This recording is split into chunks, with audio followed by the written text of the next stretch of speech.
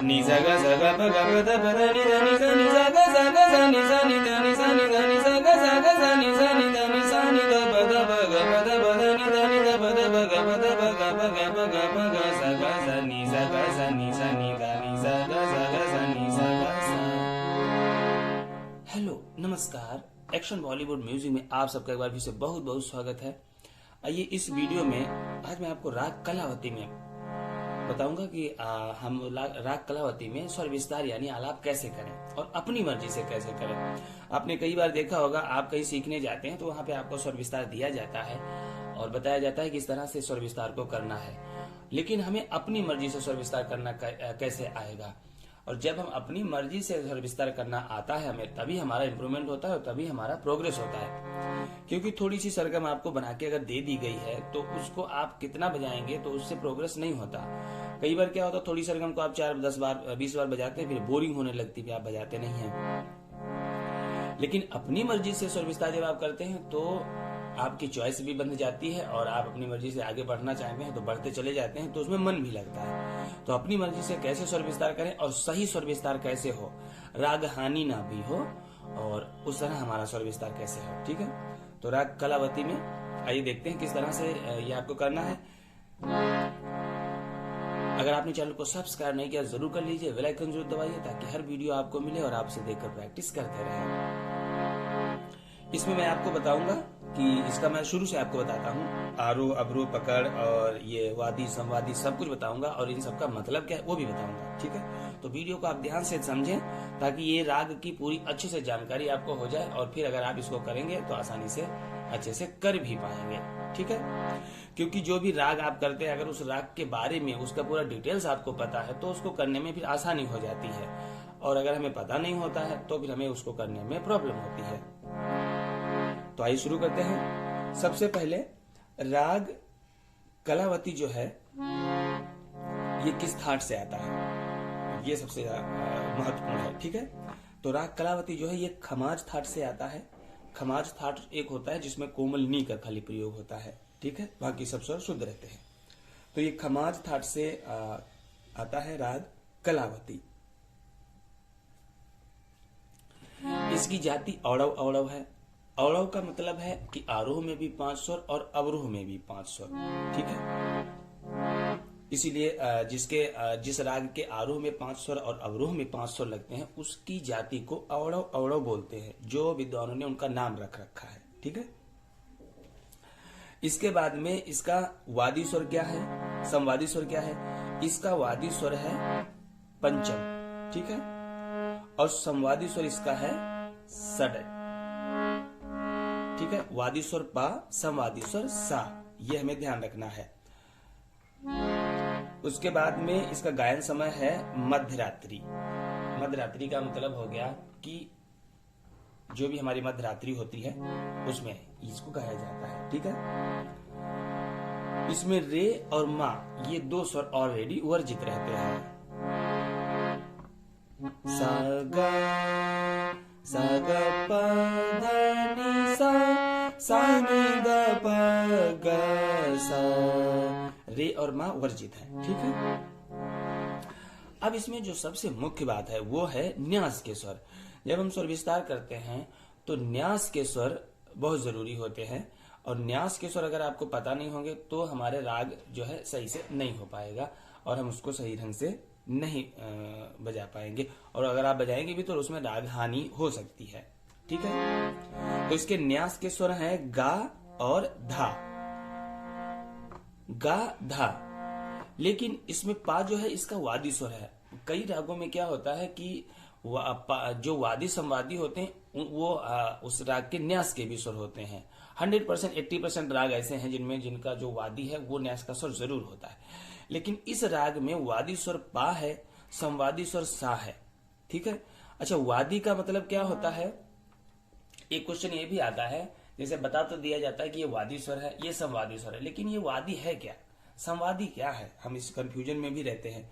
वादी का मतलब होता है कि राग का मेन स्वर जो राग में सबसे ज्यादा प्रयोग होता है। जैसे एक राजा है, एक मंत्री है और प्रजा है।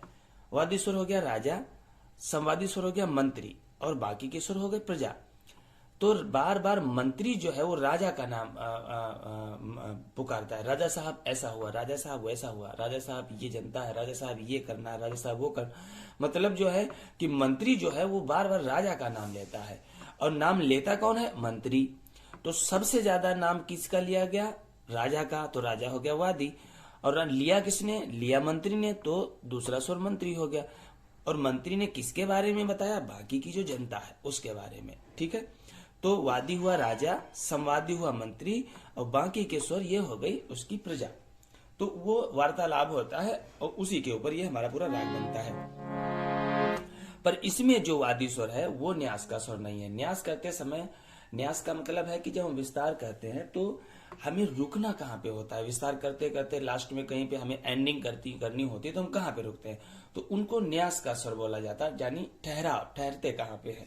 तो हमें ठहरना है गा पे और धा पे, ठीक है, पा पे नहीं ठहरना है। पा को हम यूज करेंगे, सबसे ज्यादा यूज करेंगे, लेकिन ठहरेंगे नहीं पा पे। गा और धा ये न्यास के स्वर है, इन पे आपको ठहरना है। ठीक है, तो न्यास के स्वर अगर आपको याद है तो आप विस्तार अच्छे से कर लेंगे। अब आइए सबसे पहले इसका देखते हैं। अब आप पूरी बात समझ गए होंगे अच्छे से। औड़व, औड़व यानी उसकी जाति हो गई। वादी संवादी के बारे में मैंने बता दिया। इसका गायन समय मध्यरात्रि है। न्यास के स्वर भी आप समझ गए। बाकी इसमें 2 स्वर वर्जित हैं, रे और मा। ठीक है, अब आइए सबसे पहले देखते हैं इसका आरोह और अवरोह। उसके बाद फिर हम करेंगे विस्तार यानी आलाप। सा ग प ध नि सा, सा नि ध प ग प ग सा। पहले आरोह लिया, सा ग प ध नि सा, नि कोमल, सा नि ध प ग प ग सा। अवरोह में पा गा सा डायरेक्टली लेने के बजाय गा पा गा सा ऐसे लेंगे तो राग की खूबसूरती ज्यादा बढ़ेगी। ठीक है, सा गा पा धा नि सा, सा नि धा पा गा पा गा सा। ये हमारा इसका हुआ आरोह और अवरोह। ठीक है, जो हमारे इसकी राग की जड़ है। ठीक है, अब आइए इसका मुख्य अंग देखते हैं यानी पकड़। पकड़ को ही मुख्य अंग भी बोलते हैं। मुख्य अंग का मतलब होता है उस राग के मेन स्वर। ठीक है, सा ग प धा, धा पे हम रोक रहे हैं क्योंकि धा इसका न्यास का स्वर है। सा ग प धा नि धा प धा, नि धा प धा, सा नि धा प ग प ग सा।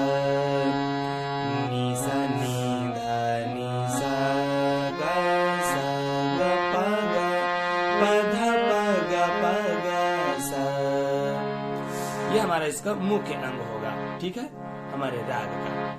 अब आइए इसमें थोड़ा विस्तार देखते हैं। बस यहां से आपको विस्तार करना है अपनी मर्जी से। आपको न्यास के स्वर याद रखने हैं और कुछ नहीं याद रखना है कि हमें रुकना कहाँ है, गा और धा पे। बाकी आप अपनी मर्जी से सरगम को गाएं और शुरू में बिल्कुल पहले स्लो में गाएं। सा गा पा गा पा धा, पा धा पा गा पा गा सा, नि सा नि धा नि सा गा सा। अच्छा, सा जो है वो हर राग में न्यास का स्वर होता है। सा कभी नहीं हटता क्योंकि सा जो है हर राग की जड़ है। तो सा सब का न्यास का स्वर होता है। ऐसा कोई भी राग नहीं होगा जिसमें सा न्यास का ना हो स्वर। तो गा धा और सा 3 स्वरों पे आपको रुकना है। नि सा गा पा गा पा धा पा धा, नि धा पा गा पा धा पा गा।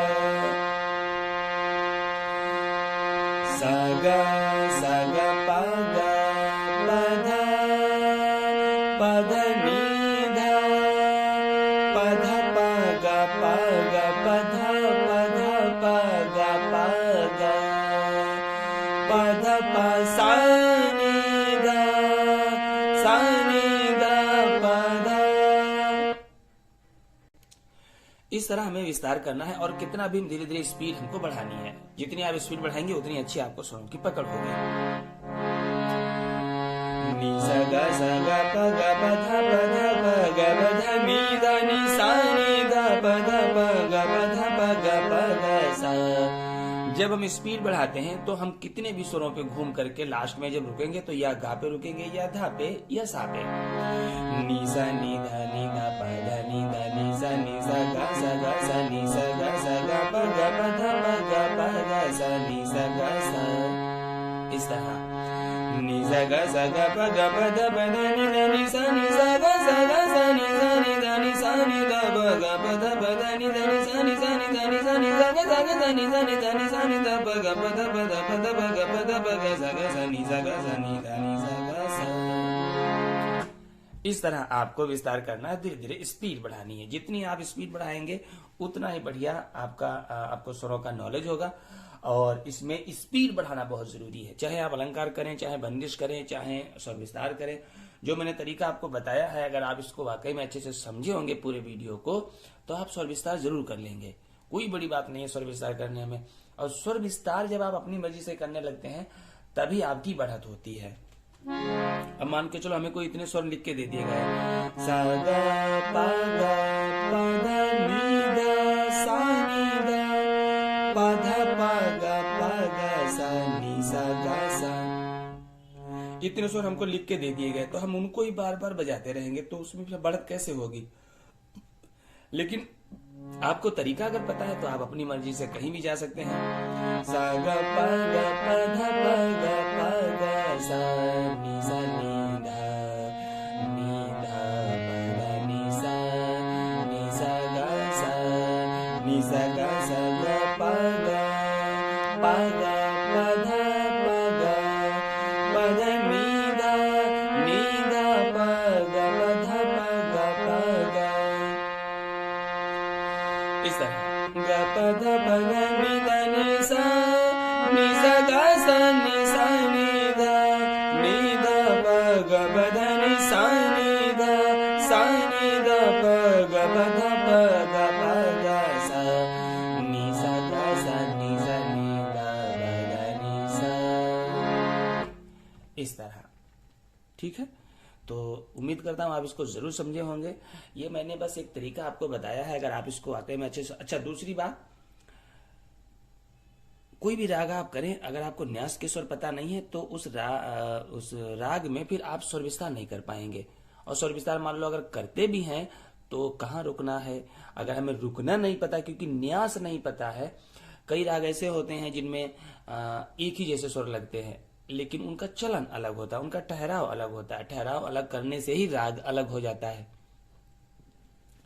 तो वो चीज जब न्यास के स्वर हमें पता होंगे तभी आप जो है किसी भी राग में स्वर विस्तार अच्छा से कर पाएंगे और आप अपनी बढ़त कर पाएंगे। ठीक है, तो इसको आप खूब अच्छे से प्रैक्टिस करें। अगर आप सीखना चाहते हैं तो आप क्लास ज्वाइन करें। मेरी क्लासेस ऑनलाइन होती हैं व्हाट्सएप पर, आप चाहें तो ज्वाइन कर सकते हैं और घर बैठे सीख सकते हैं। और अपनी मर्जी से समय बर्बाद ना करें, क्योंकि बहुत से व्यक्तियों ने अपनी मर्जी से समय बर्बाद किया है। मुझे आज बहुत दिन सिखाते हुए हो गया है। कोई बताता है 3 साल हो गए, कोई कहता है 4 साल हो गए। लगे रहते हैं, यूट्यूब से टास्क निकाल कर रजिस्टर पे रजिस्टर भर डाले हैं, लेकिन कुछ भी नहीं हो पा रहा है क्योंकि आप नकल कर रहे हैं। नकल करने से तो खाली जैसे कोई गाना आपने नोटेशन निकाल के बजा लिया तो वो गाना ही बजेगा आपको, क्योंकि आपने उसकी नोटेशन आपके पास। लेकिन कोई चीज अपने आप क्रिएट करना तो वो भाई इतनी जल्दी थोड़ी आएगी, उसके लिए तो बहुत मेहनत करनी पड़ती है। कोई इंजीनियर जब कोई किसी पुल को डिजाइन करता है या किसी भी रोड को डिजाइन करता है तो वो किसी को देख के नकल थोड़ी करता है, वो तो एक नया मैप बनाता है। कोई गाड़ी लॉन्च होती है मार्केट में तो वो किसी गाड़ी को देख के मॉडल थोड़ी बनाता है, वो तो एक मॉडल बना के तैयार करता है, खुद ही मॉडल बना के तैयार करता है। और इसीलिए वो इतना महान होता है, इतनी ज्यादा उसकी वैल्यू होती है। अब दूसरे की हम देख करके, अगर कोई मान के चलो कोई गाड़ी है, ब्लोरो ही है या कोई भी गाड़ी है, उसको देख करके हम भी वैसी बना देंगे तो उसमें बनाने में क्या है। लेकिन जब आप खुद ही क्रिएट करते हैं किसी चीज को तब आपकी वैल्यू होती है और तभी आपको लोग मानते हैं। तो अपनी मर्जी से किसी चीज को क्रिएट करने के लिए उसके जड़ में जाना पड़ेगा, प्रॉपर उसको समझना पड़ेगा, तभी आप कुछ आगे बढ़ पाएंगे। ठीक है, तो मिलते हैं अगले वीडियो में। अगर आप सीखना चाहते हैं तो आप क्लास ज्वाइन करें और घर बैठे सीखें। आप हमारे साथ बैठेंगे तो हर चीज, हर प्रश्न का आपको उत्तर मिलेगा, और तो आप सही से समझ कर कोई चीज बजाएंगे तो अच्छा होगा। ठीक है, तो मिलते हैं, नमस्कार।